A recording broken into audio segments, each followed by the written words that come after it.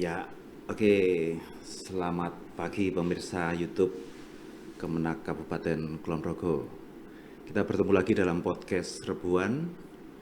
Kali ini bertemu dengan saya, Cornelius Budi Prasetyo atau biasa dipanggil Yoyo. Hari ini istimewa, kita akan ngobrol-ngobrol dengan seorang frater. Tentang frater itu apa? Nanti kita bicarakan juga dengan narasumber kita. Secara khusus pada bulan Desember ini akan diangkat perbincangan yang bertema tentang bersukacitalah dan bergembiralah, karena umat Kristiani sebentar lagi akan merayakan Natal. Ya, sebelum kita ngobrol-ngobrol, kita perkenalkan dulu. Di samping saya sudah ada Frater Aloysius Gonzaga Ristata Kusnar Prabowo. Namanya panjang sekali. Halo. Ya, oke, Frater, ketemu lagi ya dengan sekarang ngobrolnya di podcastnya Kemenak. Frater, mungkin untuk membuka obrolan kita, Frater, Ya, kok ada nama fraternya di depan? Saya yakin nama sebenarnya yang nama aslinya Aloysius Gonzaga Ristata Kusnar Prabowo itu. Nah, frater itu apa, Frater? oke, baik. Terima kasih. Ya, mungkin beberapa sudah mengetahui frater itu apa, tapi mungkin beberapa juga belum ya, Mas. Maka perlu juga diberi penjelasan sedikit begitu ya. Frater itu sebutan untuk seorang calon imam. Dan sebenarnya dalam artian harafiahnya itu hanya seperti kayak saudara laki-laki begitu, frater gitu ya. Tetapi sebutan frater itu kemudian dipakai oleh para calon imam atau calon pastor begitu ya. Jadi ketika ada orang-orang muda begitu ya yang mau mengabdikan diri untuk gereja, mempersembahkan hidup untuk gereja menjadi seorang imam, maka lalu kemudian ketika sudah menempuh pendidikan, terus kemudian sampai pada sebuah proses dan sampai pada tahapnya nanti akan mendapatkan sebutan atau semacam ya sebutan sebagai seorang frater begitu ya. Maka di mana-mana sebutannya frater begitu. Maka saya pun banyak dipanggil begitu frater gitu, fraterista begitu. Oke, jadi nama panggilan akrabnya Frater Rista gitu ya. Begitu ya. Tidak usah saya sebutkan nama lengkapnya ya. Tidak usah, Mas. Oke, Frater, sebagai seorang calon imam, saya pengen ngobrol-ngobrol nih, Frater. Ini bentar lagi sudah Natal nih umat Kristiani. Nah, Frater seorang calon imam atau calon romo di gereja Katolik ini. Mungkin bisa dijelaskan, Frater, mungkin biar banyak orang yang tahu juga. Sebenarnya Natal secara umum itu dipahami seperti apa sih, Frater ini? Ya, Natal itu hari raya di mana umat Kristiani itu merayakan hari kelahiran Yesus Kristus begitu ya. Oke. Yang menjadi juru selamat dan juga Sang Immanuel yang selalu menyertai setiap umatnya begitu. Yesus yang Allah yang jauh di sana begitu ya, mau untuk rendah hati kemudian ambil bagian dalam hidup manusia dengan menjadi seperti manusia begitu.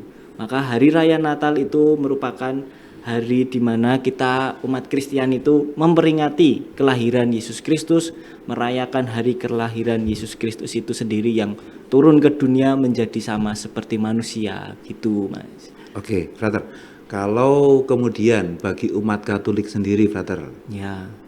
ada tidak yang perlu dipahami lebih mendalam tentang Natal itu? Ya, tentu ada, karena bagi umat Katolik sendiri momen hari raya Natal itu momen di mana kita perlu merayakan hari kelahiran Yesus Kristus itu dengan penuh sukacita. Mewarnai hari raya Natal itu dengan penuh sukacita. Karena apa? Karena Yesus tadi ya, yang sudah saya katakan, Yesus yang dulu jauh gitu ya. Banyak orang menganggapnya di atas sana begitu.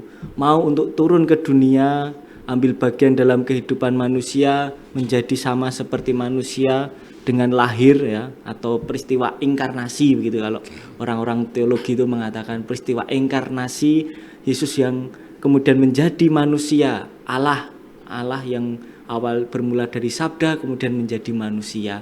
Nah, itu perlu kita rayakan begitu di hari raya Natal. Maka peristiwa Natal atau hari raya Natal bisa kita rayakan dengan penuh sukacita karena tadi Allah mau menyelamatkan manusia dengan turun ke dunia begitu. Oke, berarti di situ kenapa kita tadi saya di depan mengatakan bahwa tema kita adalah tentang bersukacitalah dan bergembiralah. Itu karena di mana Frater menjelaskan bahwa Yesus atau Tuhan sendiri itu menjadi dekat dengan manusia ya. Betul. Oke, Frater. Nah, sebenarnya kok disebut hari rayanya itu hari raya Natal? Saya sering mendengar kata-kata Natal itu kaitannya dengan kelahiran. Ya, mungkin Frater bisa bercerita atau menjelaskan lebih jauh lagi tentang sebenarnya kenapa nama hari raya ini hari raya Natal. Oke, baik. Mengenai kok disebut sebagai sebuah ungkapan perayaan Natal begitu ya. Itu tentu berkaitan dengan sebuah bahasa. Kata Natal sendiri berasal dari ungkapan bahasa Latin yaitu Dies Natalis yang artinya hari kelahiran begitulah. Hari lahir begitu. Nah, dan Natal sendiri itu berasal juga dari bahasa Portugis juga yang berarti juga kelahiran sama. Karena itu hari raya Natal sebagai hari raya umat Kristen atau umat Kristiani yang diperingati setiap tahun tentu di tanggal 25 Desember untuk memperingati hari kelahiran Yesus Kristus begitu Mas. Jadi berasal dari kata Dies Natalis itu sendiri Natal. Nah, maka diambil Natalnya itu begitu. Oke. Tadi mengatakan tanggal 25 Desember. Ya. Setahu saya tahun Masehi itu kan justru di waktu Yesus lahir belum masuk di tahun Masehi.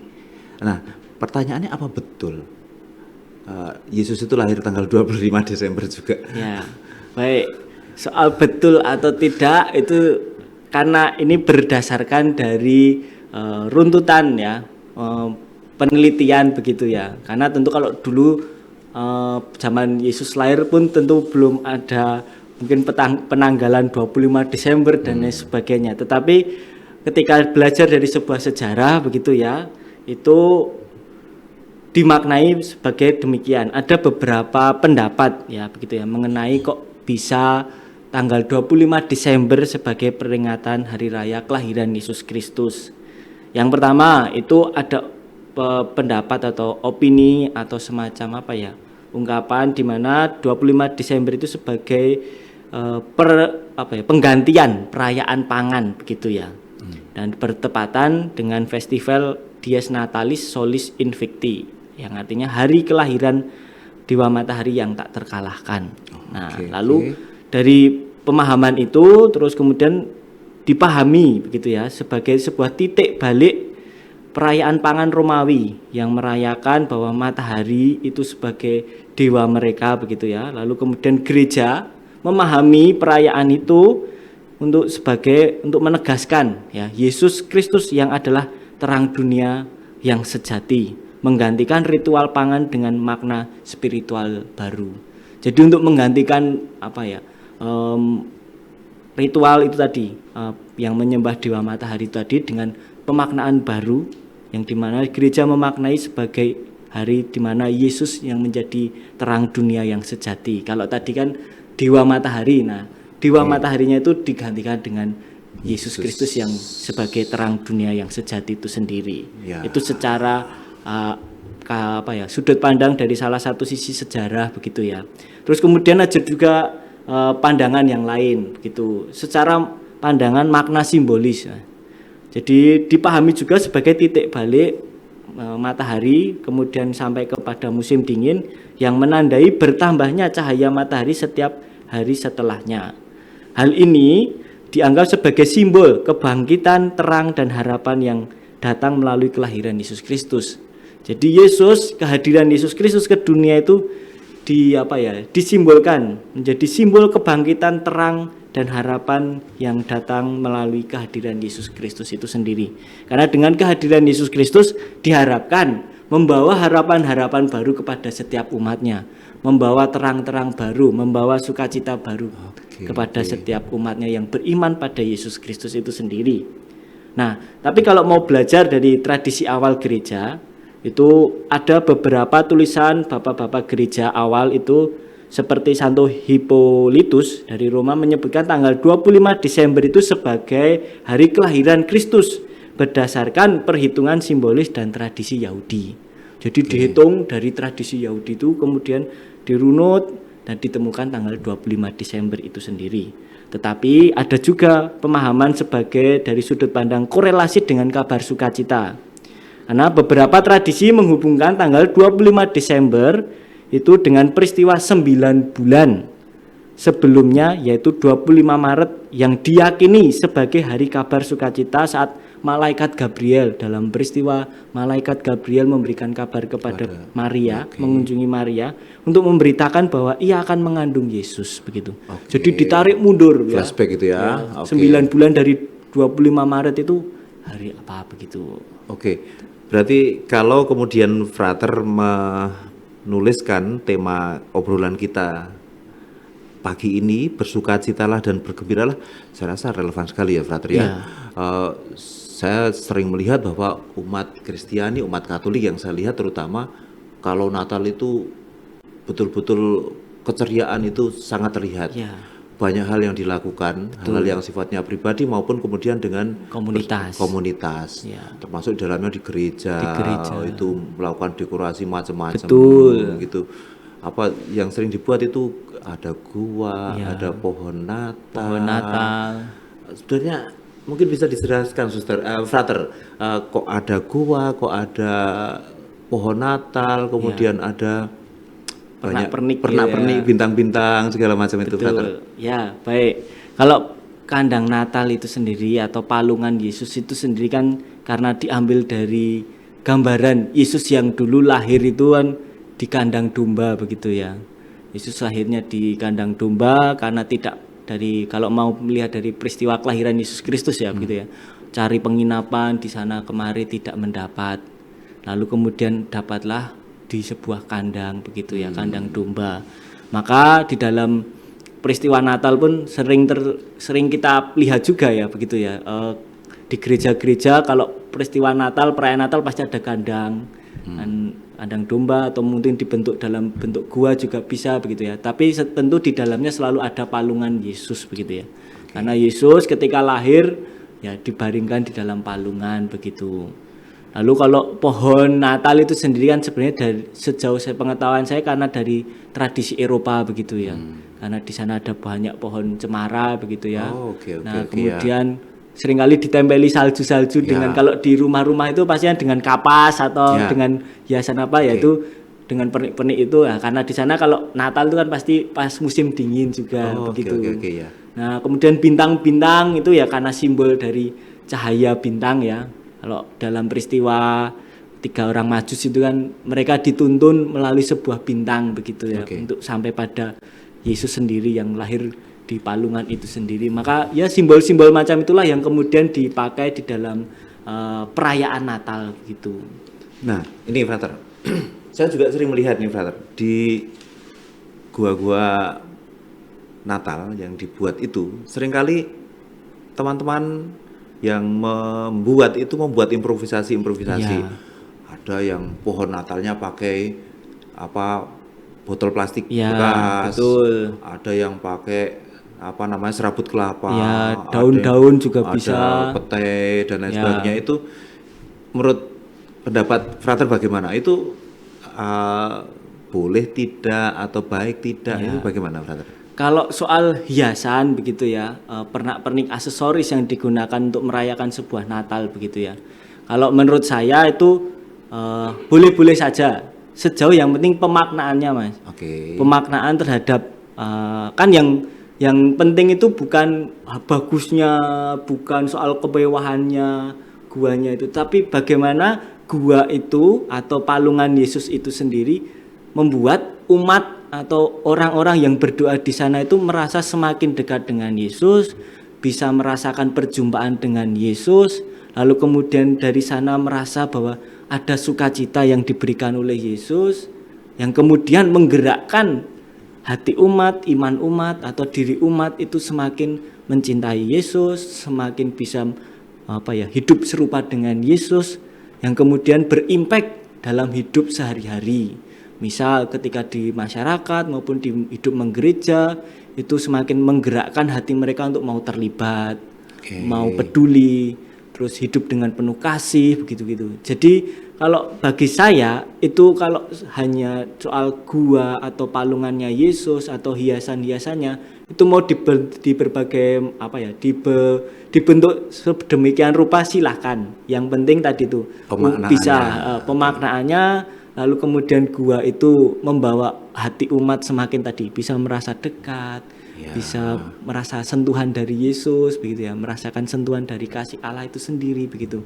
Ya itu yang kemudian bagi saya lebih penting. Tadi kalau mau dibuat dari tadi kayak bahan-bahan bekas atau pete atau daun atau apa, enggak apa-apa. Yang penting itu tetap memberikan simbol atau lambang bahwa Yesus hadir di sana. Yesus lahir di palungan, lalu kemudian membuat umat tadi itu semakin tergerak akan imannya begitu dan menguatkan iman umat. Tidak-tidaknya juga yang punya konsep pasti juga memikirkan juga. Pasti menghubung-hubungkan juga. Betul. Kenapa kok pakai botol bekas? Mungkin dihubung-hubungkan dengan bagaimana kemudian kita juga merawat alam. Kemudian ada juga pohon Natalnya itu dengan buah-buahan. Betul. Itu mensyukuri karunia pangan gitu. Jadi itu sangat boleh. Jadi dari sisi itu justru malah positif ya. Positif. Tidak terjebak dalam rutinitas. Betul. Buat gua dibuat seperti ini saja, yang ada harus seperti ini. Kayak sama dengan yang di mana gitu, tidak harus. Malah bagus kalau bisa inkulturasi dengan tradisi-tradisi setempat. Boleh itu. Di mana gereja itu berdiri diinkulturasikan dengan misal kalau di daerah yang banyak sayur begitu ya bisa dibuat dengan tumbuhan sayur begitu. Oke, boleh juga. Sangat boleh, sangat boleh. Termasuk misalnya nih, brother, patung-patungnya itu karena misalnya kita berada di kultur Jawa nih. Misalnya patung-patung itu dibuat pakai jari, itu boleh tidak, brother? Boleh. Boleh saja ya. Boleh. Dengan yang terpenting tadi itu pesannya tersampaikan, Mas ya. Kalau soal wujudnya itu bisa dengan berbagai macam bentuk. Sejauh itu bisa membantu tadi iman umat semakin bertumbuh, membuat umat semakin bisa merasa dekat dengan Yesus. Silahkan begitu sih. Kalau saya yang penting intinya di sana. Oke, brother, sekarang kita coba masuk ke dalam tema Natal tahun ini. Saya tidak tahu ini tema ini apakah tema KWI atau juga tema bersama dengan PGI. Ya, tema Natal tahun ini adalah marilah sekarang kita pergi ke Bethlehem. Betul, sebenarnya apa yang mau disampaikan dengan tema itu, brother? Oke, baik, terima kasih. Merenungkan ya, kalau saya merenungkan mengenai tema Natal ya pada tahun 2024 ini, marilah sekarang kita pergi ke Bethlehem ini hendak mengajak umat itu menghidupi panggilannya dengan penuh sukacita. Yang pertama-tama itu. Jadi setiap umat itu kan punya panggilannya masing-masing. Ada yang dipanggil untuk menjadi seorang imam atau calon imam begitu ya, ada yang dipanggil memang untuk berkarya bagi gereja sebagai umat begitu ya. Lalu kemudian dengan panggilan macam-macam lah Mas ya, dengan berbagai macam bentuk panggilan yang dianugerahkan Tuhan itu sendiri. Nah, maka dengan tema ini kita diajak dengan panggilan yang dimiliki oleh setiap umat itu sendiri dijalani dengan penuh sukacita. Nah, kemudian dengan perasaan sukacita itu membuat umat diharapkan kemudian umat itu bisa merasa semakin mengenal Allah. Begitu ya, dengan merenungkan kelahiran Yesus Kristus itu sendiri. Kenapa Bethlehem ini, brother? Mungkin ada yang belum tahu. Ya. Karena Bethlehem adalah tempat di mana Yesus dilahirkan, begitu ya. Kota yang di mana Yesus di sana dilahirkan. Oke, maka brother, untuk merenungkan tadi ya pengalaman untuk semakin mengenal Allah tadi itu maka diambillah tema ini. Gitu. Ya, pergilah, marilah sekarang kita pergi ke Bethlehem. Kita pergi ke tempat Yesus dilahirkan sehingga nanti juga kita bisa memaknai lebih tentang Natal ini. Iya, betul. Nah, sekarang brother, kalau tadi dari awal kita berbicara tentang bersukacitalah dan bergembiralah. Umat Katolik, umat Kristiani berada di dalam masyarakat tentunya tidak harus bersinggungan dengan orang lain. Betul. Nah, sekarang momentum Natal itu kalau kita menyerukan untuk bersukacita dan bergembira, apakah kemudian juga itu ada sesuatu yang bisa dirasakan juga oleh orang lain agar bisa merasakan sukacita dan gembira itu, Frater. Baik Mas, jadi kalau menurut saya begini ya, kita karena dengan kelahiran Yesus Kristus sebagai umat Kristiani, yang merayakan hari raya kelahiran Tuhan Yesus Kristus, tentu kan di situ harus ada sukacita tadi yang saya ungkapkan ya. Dengan tumbuhnya sukacita itu, maka pertanyaannya, sukacita macam apa yang bisa kita buat begitu ya, untuk sembari menunggu kelahiran Tuhan Yesus Kristus, sembari juga kita merayakan hari raya kelahiran Yesus Kristus. Nah, sukacita yang bisa kita berikan kepada orang lain itu yang kemudian menjadi poinnya begitu ya. Dengan kita tadi merasa sukacita, tentu harapannya kemudian perasaan sukacita itu bisa kita tularkan kepada sesama. Karena kalau filosofinya itu, kalau diri kita sudah penuh atau diri kita sudah bahagia, tentu kebahagiaan itu bisa kita berikan kepada orang lain pula. Supaya apa? Supaya kasih Allah yang diberikan kepada kita begitu ya, kemudian tidak hanya berhenti di dalam hidup kita begitu ya, tetapi juga bisa dirasakan oleh orang-orang di sekitar kita. Maka tindakan-tindakan konkret atau sikap-sikap konkret dalam hidup sehari-hari, pengalaman di dalam hidup sehari-hari bisa kita wujudkan, tidak hanya untuk orang-orang Kristiani saja, tetapi juga kepada orang-orang di sekitar kita, entah itu yang beragama lain atau berkepercayaan lain begitu. Sehingga apa? Sehingga sukacita Natal tidak hanya kita alami, tetapi juga bisa kita berikan kepada orang lain. Maka seringkali di dalam perayaan Natal, kalau sejauh saya tahu itu pasti ada bakti sosial begitu ya, dalam seluruh dinamika perayaan Natal umat Kristiani. Nah, bakti sosial itulah yang menjadi wujud konkret kita umat Kristiani untuk memberikan kebaikan kepada orang lain pula begitu. Sehingga sukacita Natal itu juga bisa kita berikan kepada orang lain dan juga bisa dialami oleh orang lain. Oke, berbicara tentang perayaan Natal, Frater. Di kalender Ya. tanggal merahnya itu tanggal 25. Ya. Tapi kenapa umat Katolik merayakan Natal itu tanggal 24 dan kemudian tanggal 25-nya ada perayaan Natal lagi? Ya. Itu kok tidak 25 saja gitu, Frater? Ada bedanya tidak, Frater, itu? Kalau malam Natal itu kan kita merayakan penantian akan kelahiran Yesus Kristus begitu ya. Kita sembari kita menantikan dan kita juga merayakan begitu. Merayakan sukacita penantian akan Yesus yang lahir begitu. Nah, kemudian tanggal 25-nya Natal pagi itu sebagai perayaannya Yesus yang sudah lahir begitu. Jadi tetap itu sebagai suatu kesatuan. Maka seringkali yang menjadi beberapa umat Kristen itu kalau sudah berangkat malam Natal terus kemudian tidak berangkat paginya begitu. Padahal itu harusnya malam Natal juga berangkat, Natal pagi juga berangkat, karena itu tetap satu kesatuan dalam sebagai sebuah perayaan Ekaristi begitu ya. Memang Ekaristinya dua momen begitu ya, tapi dua momennya itu sebelum dan ketika kelahiran Yesus Kristus itu sendiri. Ya, sekarang Frater, Natal itu tinggal 1 minggu lagi, Frater. Mungkin Frater bisa memberikan penjelasan-penjelasan sehingga nanti kami ini umat Kristiani, umat Katolik bisa merayakan Natal sehingga Natal itu bisa lebih dimaknai, tidak hanya lewat saja. Ya. Ini kemarin udah Natal terus kemudian setelahnya seperti lewat begitu saja gitu. Ya. Bagaimana memaknai perayaan Natal itu sendiri begitu ya Mas ya. Kurang lebih yang pertama, mari kita gunakan atau kita manfaatkan momen hari raya Natal di tahun 2024 ini ya, sebagai dimana titik pijak kita umat Kristiani semakin bertumbuh dalam iman. Bertumbuh dalam hal apa?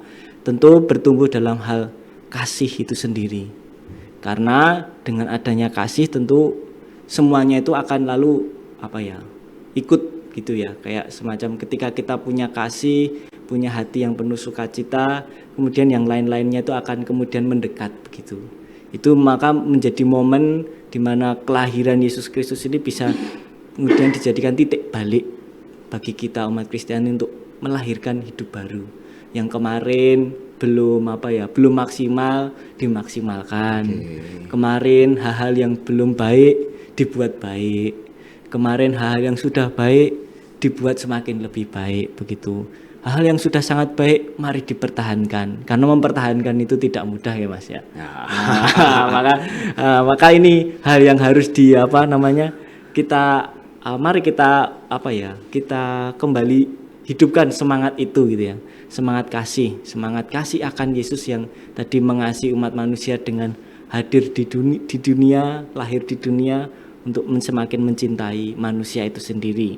Lalu yang kedua, mungkin kita juga bisa membuat sikap-sikap yang konkret di dalam hidup sehari-hari dengan membangun kepedulian, empati kepada sesama, supaya tadi tujuannya adalah sukacita Yesus yang diberikan kepada kita di hari raya Natal itu juga bisa dirasakan oleh orang-orang di sekitar kita.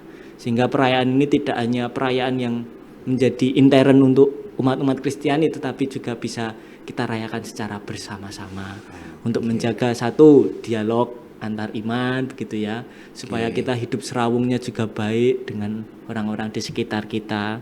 Lalu yang ketiga kemungkinan atau mungkin bisa kita juga jadikan momen Natal ini menjadi momen untuk semakin mempererat kekeluargaan, tentu di dalam hidup keluarga kita sendiri begitu ya. Di dalam keluarga mari kita jadikan, tentu kalau biasanya Natal itu pada pulang yang dari kota-kota kan pulang ke kampung terus kemudian merayakan Natal bersama begitu. Nah, jadikan momen itu sebagai tadi momen kita bisa semakin mempererat keluarga, relasi yang di dalamnya ada kasih di sana. Terus kita bisa menjadi jembatan-jembatan kasih bagi keluarga-keluarga kita begitu. Supaya momen Natal pun tadi membawa sukacita pada baik diri kita maupun orang-orang di sekitar kita. Begitu Mas. Oke, Frater, terima kasih. Kita sudah ngobrol-ngobrol banyak nih, Frater ya. Mungkin kita cukupkan saja dulu, Frater, tentang obrolan-obrolan kita. Terima kasih sekali sudah hadir di podcast Rebuan Kemenak Kabupaten Kulon Progo. Oh ya, bagi Anda yang belum subscribe channel ini, silahkan subscribe, karena subscribe itu gratis, dan aktifkan notifikasinya supaya Anda selalu mendapatkan pemberitahuan tentang konten-konten kami yang tentu saja sangat informatif. Saya rasa obrolan kita pagi ini saya cukupkan sekian. Terima kasih Frater sudah datang di Studio Kemenak. Sama-sama. Semoga nanti perayaan Natal ini menjadi berkah tidak hanya untuk umat Kristiani tetapi juga untuk semua orang yang ada di sekitar kita. Sekian podcast hari ini saya akhiri. Selamat pagi. Terima kasih. Berkah dalam.